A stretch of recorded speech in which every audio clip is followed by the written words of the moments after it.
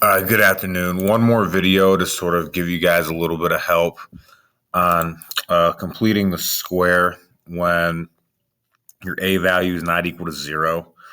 Um, so let me go ahead and get rolling here. Let's say we have this. Let's say we have 3x squared minus 4x plus 7, something like that. Okay. I'm going to try to make these steps as simple as possible. I'm trying to make it into like 3 steps for you. Okay. First thing that we have to do is factor out the 3. Okay. And I'm just pulling this problem off the top of my head. So I'm going to factor out this 3 here. Okay. We factor out the 3 from this. We're going to get x squared. Okay.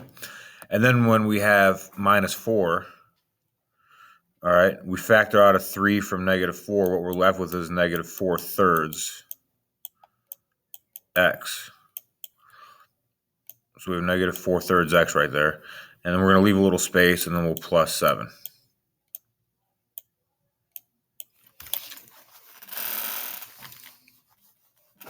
Now, we could clean up the parentheses real quick. Because when we do complete the square here, all we have to do is take our little b term, which is negative 4/3, this term right here, cut it in half, and then we can use that for our parentheses. So what this becomes, this parenthesis right here will become x minus 2/3 squared, okay? So all that happened here is we took negative 4/3 and cut it in half like we did on the previous ones right there.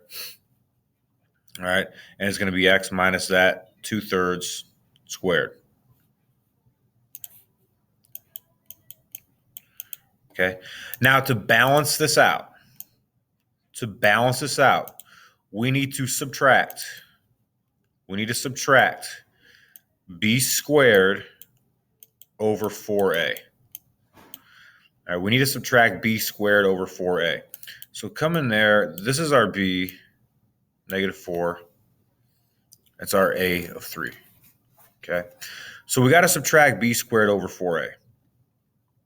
So coming off to the side right here, b is negative 4. Negative 4 squared is 16.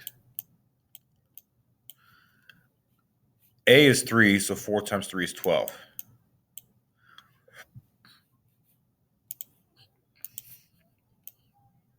So to shortcut this, ladies and gentlemen, we're going to subtract 16 over 12 from that 7 right there. And that's all there is to it. There's really only, those 2 steps to make it look the way we need to look. And all we have to do is subtract, 7 minus 16/12 over there. And what we get is we still have our 3x minus 2/3 squared. 7 minus 16/12 gives us 5.67.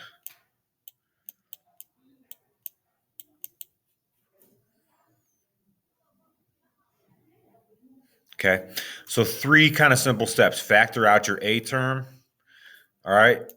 Once we factor out our a term, we'll take this term here that's sort of the coefficient of x, cut it in half, and that'll be x plus that number squared or x minus that number squared. Then to balance the equation out, we have to subtract b squared over 4a. It's always going to be b squared over 4a that we need to subtract outside there, and that balances everything out. Okay, so that should help you guys with these 3 homework problems here. Let me know if you have any questions, and y'all take care.